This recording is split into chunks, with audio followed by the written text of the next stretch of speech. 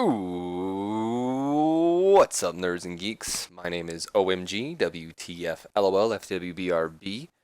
Welcome back to some more Total Extreme Wrestling 2016. We're back with more of the Invasion mod that I started. It's not necessarily called an Invasion mod, I think it's just called 2001 End of an Era or something. It's by Gendy. I know one of you asked me to put the mod in the link, but I'm currently without internet. Sorry for snapping in your ear, by the way. I did not mean to do that. I bet that was pretty loud.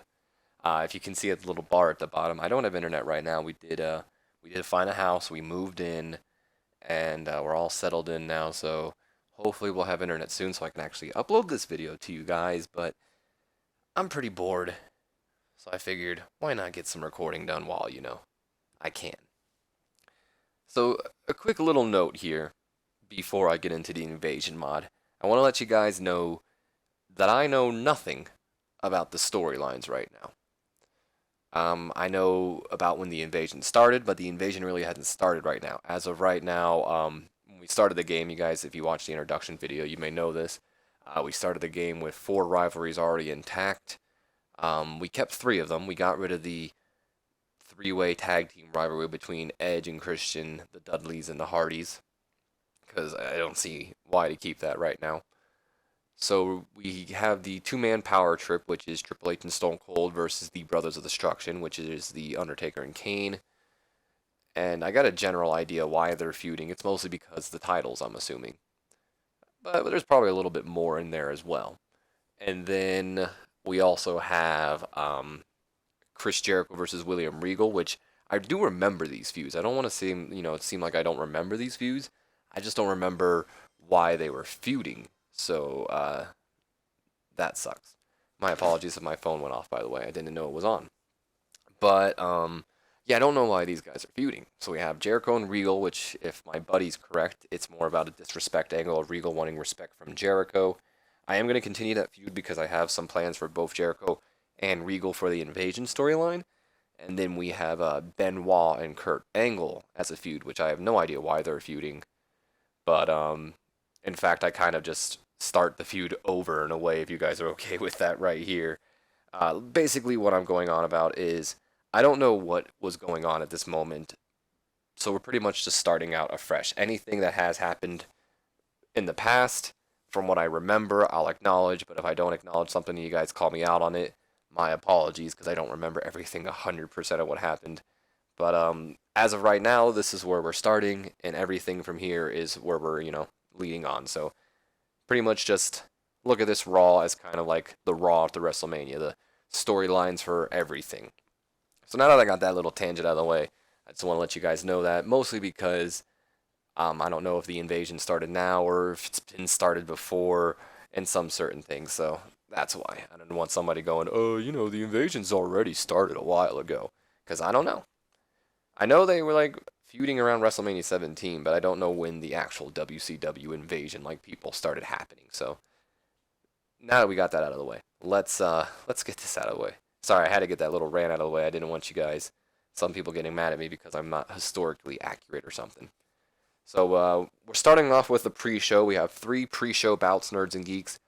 Our first match gets a C rating, surprisingly. It says in a poor pre-show match. We have Buff Bagwell defeating K-Quick in 5 minutes and 52 seconds with the Yellow Jacket suplex. So here's a new feature with the game as well. As you'll see, both Bagwell and K-Quick, it shows their ring performance. And if any of you don't recognize K-Quick, it's R-Truth. Let's just get that out of the way now. So as you see, Bagwell was the superior performer in here. Not by much, though, if we are honest with ourselves. He had a C, and K-Quick had a D+, so that's kind of saying, since K-Quick's an opener, I believe, or like a lower mid-carder, and Bagwell's an upper mid-carder. Bagwell is improving in performance, though. I need to turn the dirt sheet on so I can start looking more at that and seeing what I was graded on, so I'll have to do that next time. So moving on to our next segment, we go to another kind of just jobber segment. Oh, that's no good.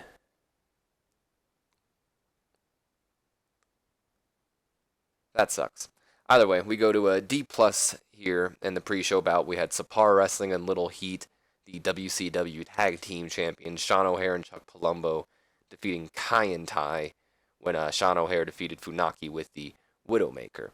So here's the thing that sucks, and it's a little bit of a spoiler for the show, but we do use Sean O'Haire and Chuck Palumbo later on as well. And Sean O'Haire and Stacy Keibler are an awkward pairing, which I was going to have Stacy manage O'Haire and Palumbo, which I can still do with, Stacy just managing Chuck Palumbo as of right now, but man, does that suck. Either way, just a quick little segment. I want to point this out so I can get this out of the way now. On the main show, not the pre-show or the post-show, but on the main show, we're not going to see like WCW talent wrestling for a little while because right now, it doesn't make much sense to me at least. Why would Vince McMahon let these invading people wrestle on his show? It doesn't make much sense. So even though these guys are wrestling on the pre-show, it's more to keep getting them some momentum. So it's kind of like, yeah, here's these WCW wrestlers for the fans that are in attendance, but not necessarily, for the actual show for everybody around the world. So it kind of appears more like WCW still hasn't officially invaded yet. Just want to make that clear so no one gets confused going on later throughout the show. So alongside, Sean O'Haire and Stacy not being a good pairing, Funaki's looking a little stale, which that's interesting since we just started the game. And looks like Chuck Palumbo had the superior in-ring skill set here, along with Sean O'Haire. Surprisingly, though, Taka and Funaki didn't, which I don't believe that. I'm pretty sure they're like great in-ring performers in real life, and WWE just never pushed them well. Taka's improving in performance, as is Sean O'Haire. And then we go to our main event of... Oh, hold on. I think I'd be better off with Stacy Keibler as... Without Stacy Keibler as my manager. Don't worry. We're going to fix that. So we go to the main event of the pre-show. And it's has a bout that has good wrestling, decent reaction from the crowd. Team Wreck, which is a stable.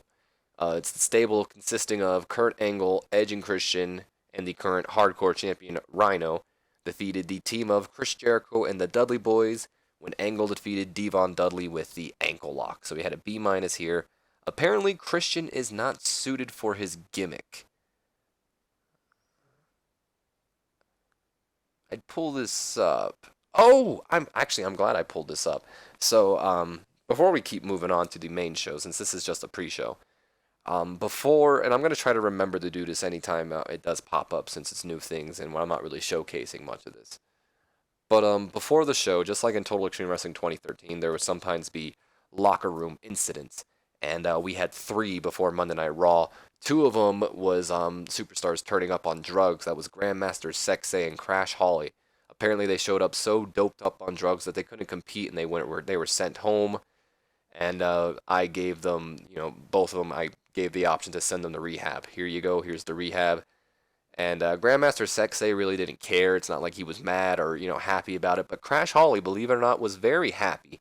He looked at it as a good thing, and who knows, maybe I just saved Crash's life. Something WWE could have done in the future if they would have. I'm not going to say they didn't send him to rehab. They might have, and he could have refused. Also, Bryan Adams was brought to locker room court. If anyone knows who Bryan Adams is, I believe he wrestled for WWE back in the day. I don't know for sure. But he's the WCW superstar, and he's part of the tag team Chronic with...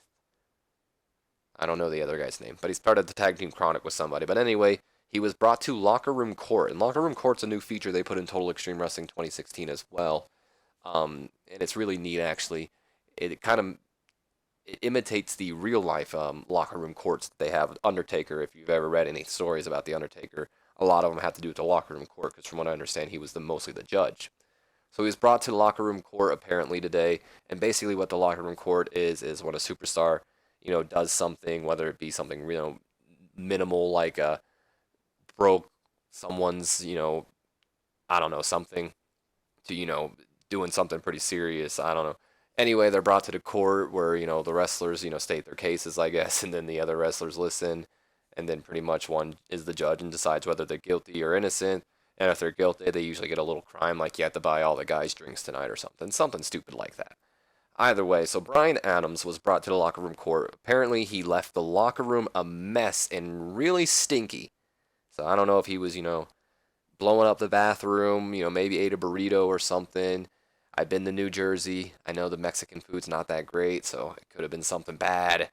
I used to live in Jersey. Either way, he left the locker room a mess and it was really stinky, so he was brought to the locker room court. The Rock was the judge, who is our figurehead, so maybe that's why he was the judge. He found him guilty, and he has to buy everyone drinks, and apparently Bryan Adams' behavior has improved because of that situation, so I guess that's good. Let's also write down that Christian needs gimmick. Hopefully, actually, let's just write need gimmick with a question mark. If I'm spelling the word gimmick right. And we'll put Christian as of right now. And we'll move on as the night goes on. I hate that noise, nerds and geeks. Alright, so moving on. So Christian apparently is not suited for his gimmick here. We're not even out of the pre-show yet. And Jericho had the best in-ring performance. An A. Good for Chris Jericho. Christian, Edge, and... Oh no, Angle had an A too. So both Angle and Jericho with A's. Edge and Christian with B's. And the Dudleys with C+. Not too bad. We have a lot of improvements, though. Jericho's improving in technical. Edge is improving in both flying and performance. Christian's improving in performance, as is Devon and Kurt Angle. So that was a good pre-show match. That could have been on the main show. So here we go. Main show, nerds and geeks. So, ooh, wow. Start out tonight with a B+ as the two-man power trip, which is the tag team champions, Triple H and Stone Cold Steve Austin. Not to mention, not only are they tag team champions, Stone Cold is the WWF champion, and Triple H is the Intercontinental champion. 1 second. Sorry, I had to mute myself. I was going to sneeze, and you know me, I can't do that on camera. So either way, they make Triple H, not Shawn Michaels, Triple H, Steve Austin, and Stephanie McMahon are all in the middle of the ring to open up Monday Night Raw. Stephanie takes the mic. She says, "Ladies and gentlemen, allow me to introduce you to the best thing going in the WWF today. Not only are they your WWF Tag Team Champions, but one of them is the WWF Intercontinental Champion. And he just so happens to be my husband. And the other is the toughest SOB in the WWF. Hold on.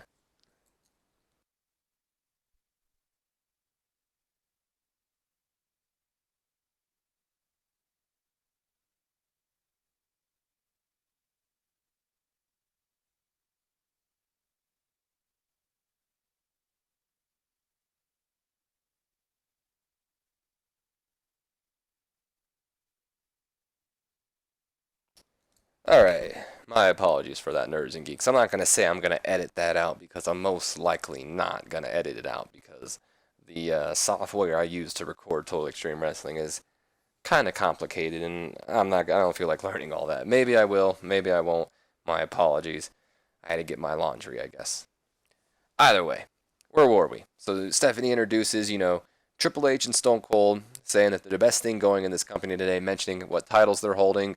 The crowd starts booing while Triple H, tells them to shut their mouths, and then Stone Cold takes over. Triple H's not taking too kindly that the fans are, booing his wife. So Stone Cold takes over, and then he says, "Why, if you ain't the most disrespectful sons of bitches I've ever met, can't you see the lady's trying to talk?" Of course, this is when the crowd starts going, "What?" Starting to do the whats at Stone Cold. And then Stone Cold replies, maybe taking a line from R-Truth, "Don't what me. I am your WWF champion. You don't what me, I what you." Of course, the fan, I imagine them booing him. And then Stone Cold says, "It don't matter about WCW. Hell, the WWF don't even matter. The only thing that matters is Stone Cold Steve Austin." Pretty much just getting over the heel. So the way I'm working Stone Cold right now is he's kind of playing a selfish character. I don't want him to go into the angle like he did with Vince McMahon, as the guy's singing Kumbaya on his guitar, playing kind of a joke. I want him to be more of a selfish, it's all about me, I'm Stone Cold Steve Austin, So, not too bad of an angle to start the show, just pretty much a two-man power trip along with Stephanie coming out, putting the Seths over as the dominant force here in the WWE, or WWF, excuse me. Apparently, this is good. I've never seen this in 213, so this must also be new for 2016. So the angle got the show off on a strong start, and it also got the crowd hotter. The performance of Steve Austin was fantastic, so it's good to see that selfish, stone cold Steve Austin is getting over. Triple H looked good, but apparently Stephanie underperformed. Stephanie is learning to show more charisma, though, so there is that. But this angle's not over, Nerds and Geeks. But wait, there's more! As we continue with the B plus here, apparently, Mick Foley's music hits. Mick Foley, I believe, was running the commissioner angle at this time. If not, he is now. Mick Foley makes his way out to the ring, and Foley grabs the mic, and he says, Austin, Hunter, hi, how are you doing? Steph, you may not be wrong when you say these two men are the best thing in the WWF today. I'd imagine maybe the fans start booing him, and Foley's like, no, hold on. I mean, holding not one, but two. Not one, not two, but three of the titles here in the WWF. That's impressive. And in all honesty, I don't know if it's been done before or if it will ever be done again. But as the WWF's commissioner, I've been getting a lot of complaints lately that the two of you have been hogging all the spotlight, so to say. And let's be honest, the WWF is packed with talent, especially if you count these invaders. But anyway, I've noticed you two have been having your issues with the Brothers of Destruction, and both Undertaker and Kane have been quite impressive as late. But unfortunately, The Undertaker couldn't make it to Monday Night Raw tonight, so instead of giving them the tag team title shot I was going to give them, instead, tonight our main event will be Kane versus Triple H for the WWF Intercontinental Championship. And then I'd imagine as he's walking out, good luck to you, Hunter, and have a nice day. While, Triple H is probably furious. You can't do that, blah, blah, blah, yada, yada, yada, something like that. Apparently the performance of Triple H was fantastic. Steve Austin came out looking excellent. Stephanie may not have came out looking too good, but got the crowd hyped. Good show so far, no skill improvements. But that puts us on to our next match of the night, as the announcers put over that later on tonight, the WWF Intercontinental Championship will be on the line on our main event, as Triple H defends against the Big Red Machine, Kane. Yes. So we move on to our opening bout of the night. It's a C-, which, honestly, this is a lot better than I thought it was going to do. But, again, I'm not too sure. Who knows? Maybe it could have done better, but from my past experiences in Total Extreme Wrestling 2013, this match might not have done that well. So the bout that had some decent wrestling, but not much weighing heat. Rhino defeating Steve Blackman with a pile driver. Jesus, Rhino. It was the hardcore title on the line. So I'm supposed to have one story-driven match every show and one either mayhem, a wild brawl, or I think the other one was pretty much just like chaotic, which is like, a hardcore match practically. So this was that kind of, match to fill up that criteria. I kind of got to figure out how to book those as of right now. I'm still not sure if I just make it a hardcore match or a no DQ match. We'll have to see how it works once I press next if one of these guys say, I'm not really suited for that. Either way, it doesn't seem like this match did too well if I'm reading the Road Agent report right here. Because it says Rhino was held back by the chaotic nature of this match, which, from what I read, that's to be expected. And the overbooking of the match didn't sit well with the crowd, which I didn't really overbook, I thought. I just made it okay. But Rhino got a C+, Steve Blackman got a D+, and I don't believe there's any worker improvements. Oh, no, I lied. Steve Blackman's improving in performance.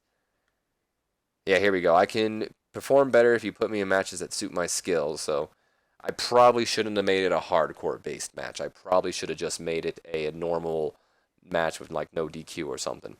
Either way, after that opening bout for the Hardcore Championship, we go on to a B rating with Vince McMahon backstage alongside with William Regal, and Vince is ranting to himself when Regal says, excuse me, sir, but what seems to be troubling you? And then Vince says, you want to know what's bothering me? I'll tell you what's bothering me. WCW. That's what's bothering me. You see, Mr. Regal, WCW is a lot like a cockroach. No matter what I hit it with, it keeps coming back. But tonight I'm gonna kill a cockroach the only way I know how. By crushing it. Regal then responds, what are you going to do, sir? And then Vince says, oh, I'll tell you what I'm gonna do. I'm gonna go out there and I'm gonna call out that good-for-nothing seed from my loins. And I'm gonna end this war once and for all. So Vince McMahon gonna end the war tonight, nerds and geeks. At least that's what he's stating. We'll see how that one goes later on tonight, of course. That was my Vince impression. It got a little weird at the end there, I'll admit myself. Also, I gotta pat myself on the back. Some of you may be cringing at this line, but I just pictured Vince McMahon saying this line with a big smile on his face, because this is just Vince McMahon 101. Calling Shane McMahon the seed from his loins. That's Vince McMahon. Tell me it's not. Moving on to the next segment, we go to a C minus. Now, before I move into this, so the Right to Censor apparently, which is if you aren't familiar with the Right to Censor, it was a group who basically went around trying to censor people back in the Attitude Era, and it was led by Stevie Richards or Steven Richards, and it was formed of Val Venus, the Good Father, Ivory, and Bull Buchanan. Bull Buchanan's actually in our developmental right now, and the Right to Censor apparently wasn't a stable in this stave. Like they were a stable, but they were listed as inactive. Now I don't know if they were inactive or not, but all of their characters have the suits on and everything, so I assume they're still active. So I went ahead and reactivated the Right to Censor because, for one, I thought that was a great gimmick for those guys. It was perfect for the time, and not only that, but I really think that they could have made Stevie Richards an upper mid card like main eventer. They didn't capitalize on Steven Richards like the way they could have at that time. Either way, so we're going to the backstage. Lita is backstage warming up, and she's approached by the Steven Richards alongside the Right to Censor, and they begin to haggle her over her thong showing all the time practically. So Richards says, pretty much, I mean, come on, Lita. Think of the children. Do you think you're being a good role model when you walk around looking like a stripper? You could learn a thing or two from Ivory here. And then the Hardy Boys, Matt and Jeff, walk up. Of course, Matt Hardy gets in Steven Richards' face after calling his girlfriend a stripper, basically. And Matt says, I heard what you said to my girlfriend, and don't act like you didn't say it. So you're going to apologize before me and my brother make you. Of course, then Lita, gets between the two, gets between Richards and Matt, pushes Matt back a little bit, and then she, goes ahead and, says, if Ivory's such a role model, maybe I could learn a thing or two from Ivory. And why don't you teach me a thing or two tonight, pretty much, when you meet me in the ring? And then I'd imagine, I don't have to imagine because I actually wrote it. So she challenges Ivory to a match. Richards then, kind of accepts for Ivory. He doesn't let Ivory speak for herself. He goes, okay, sure, you can face Ivory tonight on one condition.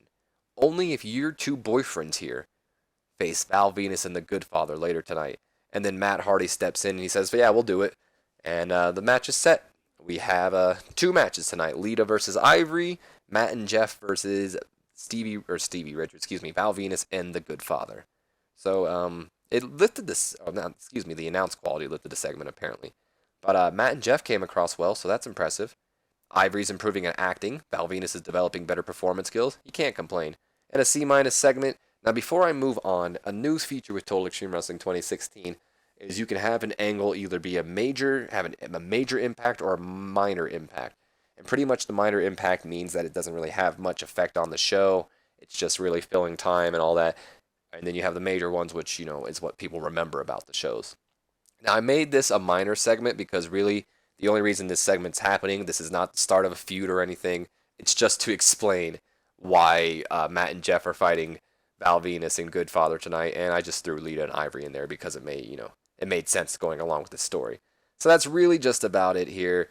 But it also works because I can kind of, point out and explain to you guys, the major and minor impact features now. So we move on from this and we go to a commercial break, and then I'd imagine we come back to commercial break to our women's match here. We get a C+ and a poor match, apparently. Lita defeating Ivory in 6 minutes and 10 seconds by pinfall. So Lita had an in-ring performance of a C- and Ivory with a C.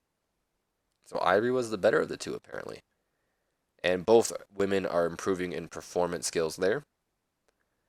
Moving on, so just a quick little divas match, or women's match, excuse me. Oh my.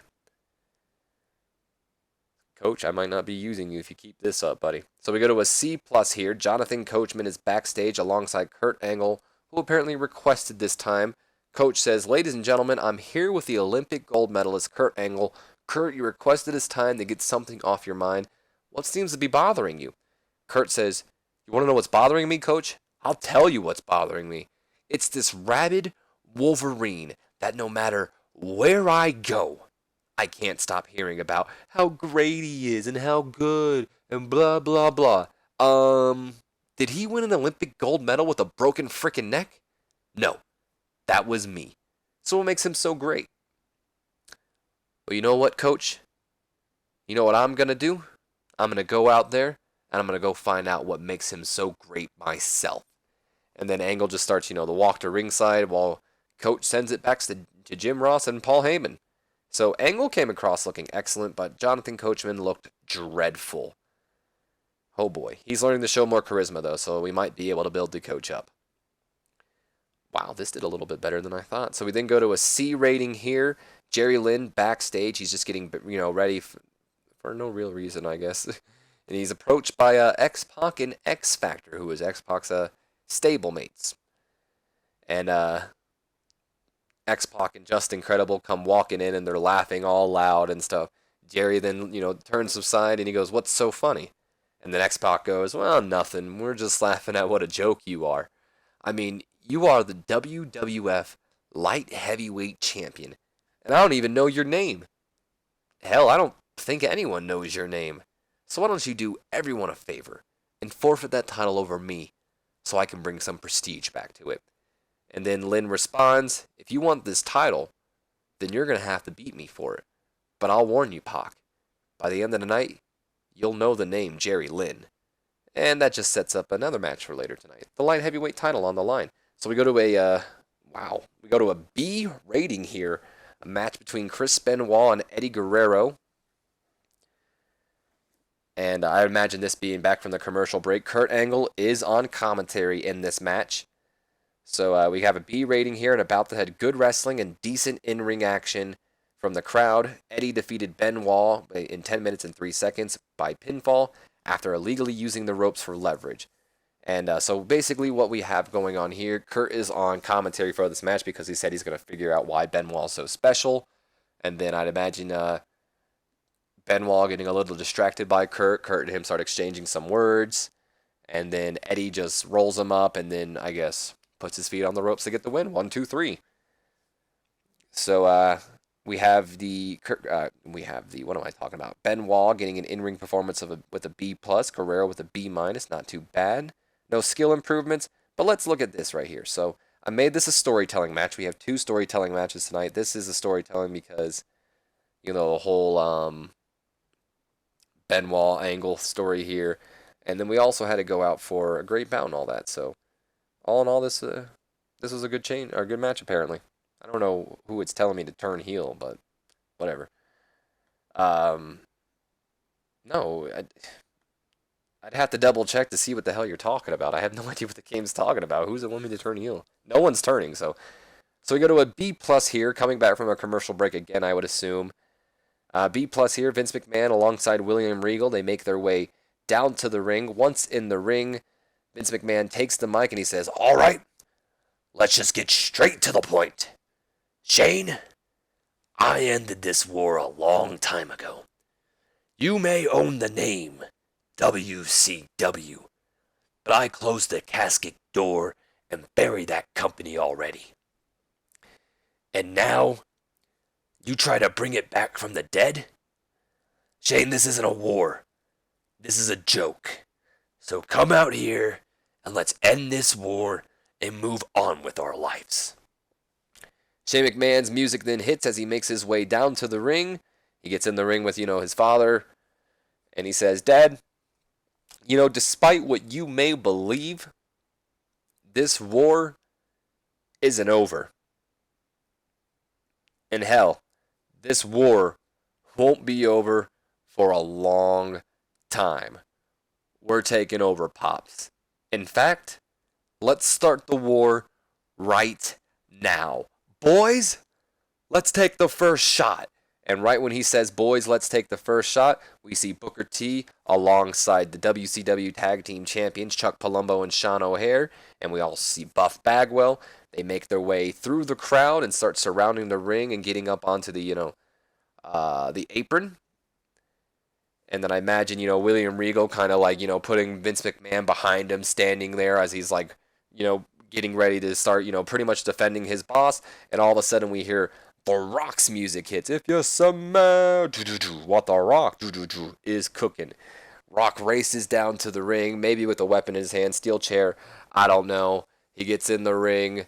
I'd imagine, he doesn't get in the ring. I'd imagine Buff Bagwell gets out of the ring because that's who ends up, getting taken out.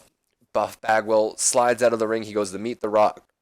Rock starts hitting him with the punches, doing the whole, whatever, throws the hand in the air, takes out Bagwell, goes in the ring, but Booker, Shane, tag team champions already out.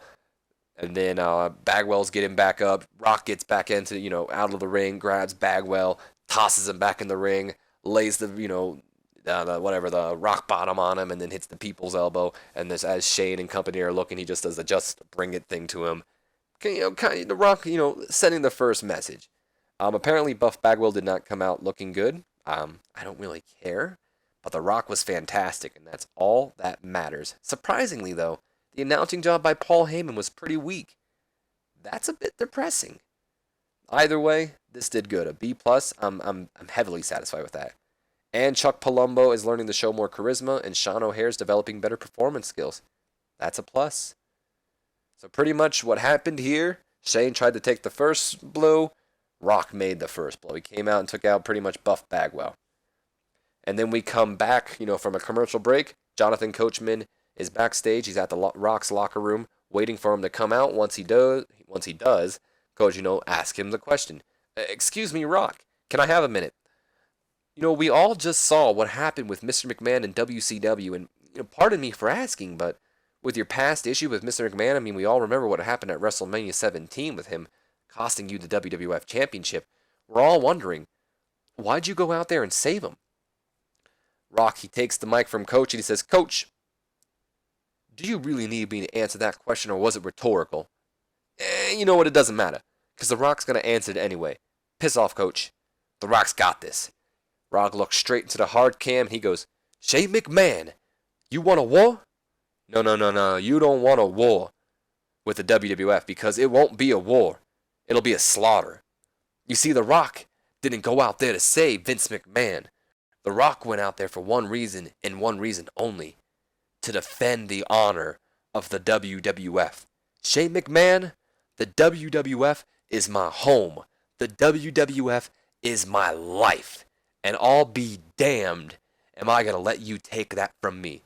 So this Thursday on SmackDown, give me Booker T. Give me Buff Bagwell. Give me anybody from the WCW roster. I dare you. Let's start this war, and the Great One is going to end it. And then I imagine him doing the, if you somehow, but The Rock is cooking. You get where I'm going with this. Rock came out looking excellent. Again, Coachman did not come out looking too good. Unfortunately, he didn't improve in much as well, so that's a shame. Moving on to this next segment, we get a D+, and a poor match. It's not too good. X-Pac defeating Jerry Lynn in 6 minutes and 11 seconds, with a tombstone? I beg your pardon? A tombstone? Jesus, X-Pac? I hope Albert hit the tombstone on him. Either way, the numbers game caught up with Jerry Lynn. WWF Light Heavyweight Championship is on the line. I'd imagine pretty much at, Jerry Lynn, if we look at the road agent notes here, I had Jerry Lynn kept him strong. This match was aimed to be a high spots match just because I was trying to test it out, see how it worked out. Maybe these two weren't the best to work with it. I still wanted to see how it was working out. But anyway, I had Jerry Lynn get kept strong because basically what I wanted I imagine what happening here is just incredible would probably start distracting the referee. As you know, Jerry Lynn is looking like he's going to win. And then Albert comes in, apparently hits a tombstone on him, and then puts X-Pac on him and allows X-Pac to win the WWF Light Heavyweight Championship. X-Pac was the superior wrestler in in-ring skills, not by much though. We are going to make a storyline out of this because why not? No worker improvements though. So X-Pac is our new light heavyweight champion. It soon became clear that, oh no. Well, this is new. I've never seen this before. It could be in 2013. Apparently, Nerds and Geeks, X-Pac was drunk. And it really affected his performance. Oh my God! Soon became clear that X-Pac was high on drugs, and it really affected his performance. Son of a bitch, X-Pac. Oh. Well, we're going to take that title away from X-Pac soon, then. Okay. Oh, that's annoying. I've never seen that before. He was drunk and high off drugs in that match. And I just gave him the WWF Light Heavyweight Champion. What a fucking cunt. Damn it. Either way, we go to a B+ rating. Triple H is backstage. He's flipping out in the locker room, throwing things around, cursing that Foley pretty much, cursing Foley's name for putting his title on the line against Kane tonight, when finally Stone Cold just said, "Shut up. Hunter, listen to me. Don't let Foley and don't let Kane get on your skin. Look at me. You and I are the best thing going in this company today. We're the guys. And ain't nothing gonna change that anytime soon. Especially some burnt idiot with parent issues. So tonight, we're going to go out there and we're going to do what we always do. Win." So just a quick little segment right now, just, just a quick little thing. Get, more, I guess, wasted time, but it puts over the match a little bit more with Triple H being a little pissed. Austin, showing off that he's kind of the ringleader here. Both Triple H was good. Austin was fantastic. Again, Stephanie's underwhelming. No improvements for Steph this time. Got a B+ here. So we go to, I believe this is the semi-main event. So we have a C+ here and a decent match. The Hardy Boys defeating the Good Father and Val Venus when Matt Hardy defeated Venus with the flying leg drop. I gave Matt the victory since it was his girlfriend getting, haggled earlier. Jeff and Matt had excellent chemistry teaming together, so that's always good. Unfortunately, we had a lack of psychology, so whatever. Jeff Hardy over here with the B+, the superior in-ring skills out of everybody. I disagree. I say Matt's better, but he's the more popular of the two, so maybe that's how it's rated on. Either way, Val and Goodfather have the same amount here. Worker improvements. The Goodfather's improving in performance, so that's good. So the Hardy Boys and Lita get their revenge on the Right to Censor tonight. But, Nerds and Geeks, Hardy Boys are celebrating the ring when, all of a sudden, what the hell? That's Sean O'Haire. That's Chucky Palumbo. That's the WCW Tag Team Champions. And they come out and they start beating down on Jeff Hardy, beating down on Matt Hardy, shooting that, making that first shot that Shane McMahon wanted tonight. Rock beat up on Bagwell. We'll beat up on the Hardys, I guess. And O'Haire and Palumbo coming out, beating down on the Hardys. Unfortunately, Stacy and Sean O'Haire are an awkward pairing, so we have to change that immediately. I'm not going to put it in there because I believe I'll remember. But, yeah, we're starting a storyline between the Hardys and Chuck Palumbo and Sean O'Haire here. No skill improvements, though, and this is kind of the first shot. Nothing too serious right now, because it's not like there's a specific reason why they went after Jeff and Matt. It's literally, they're WWF guys. We would have gone after the Good Father and Val Venus if they were, the winners. So, Palumbo and O'Haire making an impact. We go to our main event of the night, which gets us a B rating in a superb match. Kane defeating Triple H in 12 minutes and 13 seconds when he was disqualified after Austin ran in and began to attack Kane.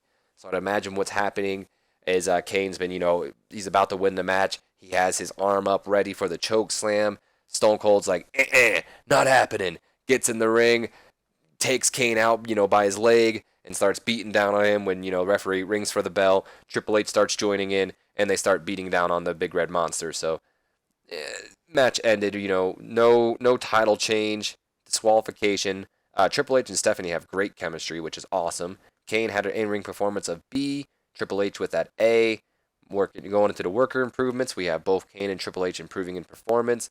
So here it is, Nerds and Geeks, the ending angle of the night. Stone Cold and Triple H beaten down on the Big Red Machine when out comes The Undertaker. What? The Undertaker? Undertaker's not even supposed to be here tonight. That's what I heard, at least. The Undertaker comes racing down on his motorcycle, and, Triple H and Stone Cold, they ain't no slouches, man. They start beating on, they stop beating up on Kane, and they turn their attention to the dead man who is there sitting on their bike. Both both Triple H and Austin are daring. They're begging Taker to get in the ring when Kane grabs Triple H, turns him around, hits him with a huge uppercut, and the two start brawling as Taker slides in the ring, and him and Austin begin to brawl. So now we have the two-man power trip, the Brothers of Destruction, middle of the ring, both teams are brawling. Out comes Mick Foley as he's waving in the back for security to come out. Out comes a bunch of security. They start separating the men, as I'd imagine Stone Cold and Triple H rolling out of the ring and retreating. Stephanie by their side as all the securities, standing in the ring, making sure Taker and Kane are fine. As I imagine, Taker talking some shit, blah, blah, blah, blah. As Jim Ross and Paul Heyman are like, what the heck just happened? I didn't even know Taker was supposed to be here. Nerds and Geeks, this is the first time ever in my Total Extreme Wrestling career, whether it be 2013, whether it be that brief demo I played of 2010, whether it be 2016, the first time ever in my Total Extreme Wrestling career that I've ever gotten an A-star rating on a segment. Next, I guess, is a match. So, that's pretty successful. I'm happy with that. Taker, thanks, man. So, Triple H, Stephanie having great chemistry as always. Triple H looking good. Austin coming across as well. And I'm really happy this got an A because I was a little worried that would have might bring my show down a little bit with a B main event. Not that the main event would, but I was more worried about the storyline getting brought down. All in all, we got a B+ rating, increasing our popularity in 17 regions. I'll say, Nerds and Geeks. Well, I'll say now. I say. Sorry, I had to get a foghorn out there. For my first show, I was a little worried about this because, it's the first time I've been in this mod. I'm not really sure about much of it. So, I'm not gonna lie, I was a little worried about it, but either way, it's funny. Either way, it was a good show. I'm happy with it. That's basically what I'm saying. I'm very happy with that show being my first show. I don't know how long this episode has gone, but we got a few things here. So if you want to click off, thanks for watching. I hope you enjoyed. But if you want to stay here and see the crazy world of Total Extreme Wrestling, let's look at some of these headlines. So, Vince McMahon amidst defeat. Vince McMahon held a press conference today and announced the closure of the XFL. The league was being created as a joint venture between NBC and the WWF, and both have invested huge dollars into the experiment. NBC announced it would not broadcast the second XFL season, thus admitting failure in its attempt at airing replacement pro football. Vince McMahon is said to be devastated by the failure of his latest venture. The impact this news has on the WWF is yet to be seen. It will have none. Apparently, the Backlash pay-per-view was a huge success. Another pay-per-view says the numbers for Backlash are in. The company has announced the event. Red Hot Seller Crown, Allstate. Witnessed the Solid Undercard, including Benoit going over Angle and Ultimate Submission match. Okay. Shane McMahon defeating the Big Show in a Last Man Standing match. All right. Matt Hardy retaining the European Championship against Christian and Eddie Guerrero. Okay, well, I guess we can acknowledge that happened, but Angle's kind of in denial is what we'll be saying then. And here we have, finally see WWF versus WCW? The wrestling industry is still in shock after the reality that WCW is truly gone is set in.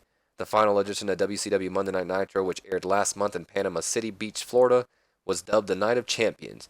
The show began with Vince McMahon appearing via satellite from the Gund Arena in Cleveland, Ohio. The site of the Monday's Raw is War broadcast on TNN. McMahon announced his purchase of WCW at the Crowd Club La Vela and appeared in vignettes, throughout the show, including one where he terminated WCW Jeff Jarrett due to the bad blood the two had in the past. So there we have that.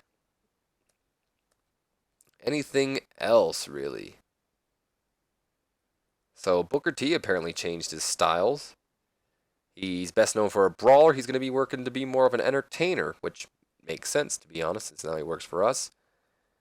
And we have some... Where do you work? Can you work in America? I don't know. I mean, I'll shortlist you, but you're kind of old, my friend. Rico Suave. That's fantastic. Maybe he's hot property. So let's look at some of our news here. Oh boy. Oh boy, oh boy. So Booker T has changed his wrestling style. He's now classified as an entertainer. Terry thinks she's not well suited for the push we have given her. I don't even know that. Apparently, these guys have been shortlisted, by the way. NWA Wildside has offered both Rey Mysterio and Rob Van Dam contracts. We have some new goals by Lynn and McMahon we'll check out before we end this off. Jerry Lynn was very unhappy that X-Pac was clearly drunk during their match at WWF Raw's War. What do I do?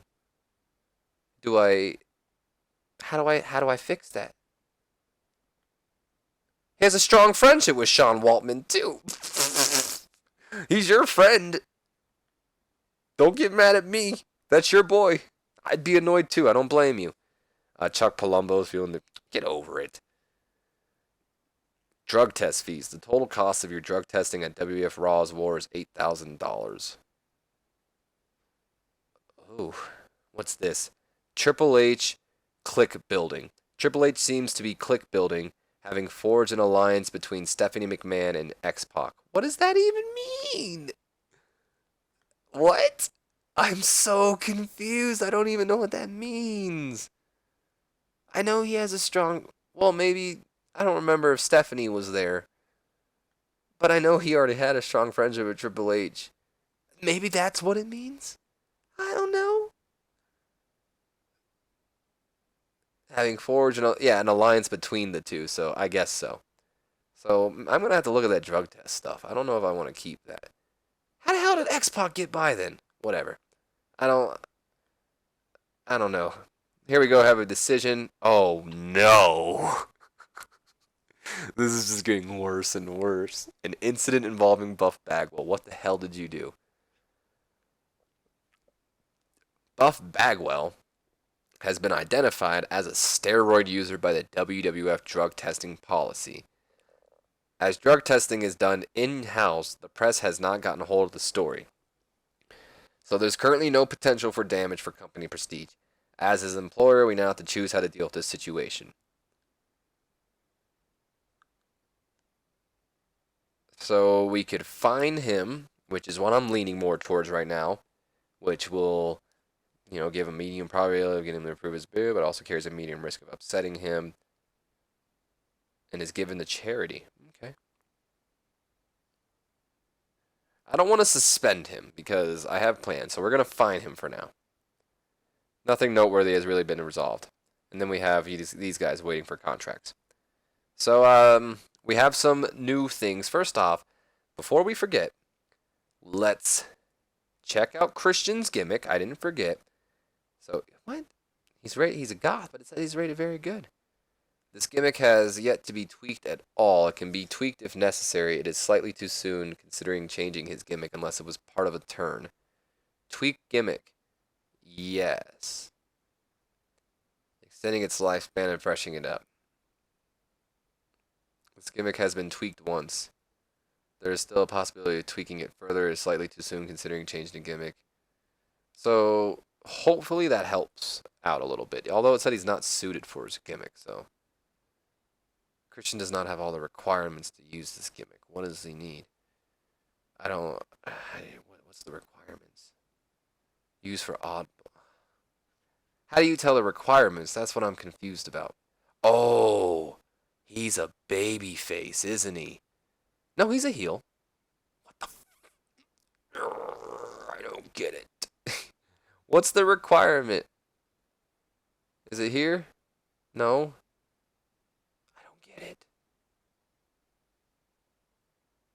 Whatever. I mean, I can't necessarily take it off him. It says I can't, so you're gonna have to deal with it. So Sean O'Hare and Stacy Keibler do not work together, I believe, right? No, not that's not what I wanted. I'm gonna say it was. I'm pretty sure it was Sean O'Hare. So we'll take Stacy off of Sean O'Hare. And then Terry was upset about our push. What the hell are you? What are you? You're in the women's division. Oh, no. No, you're not a women's wrestler.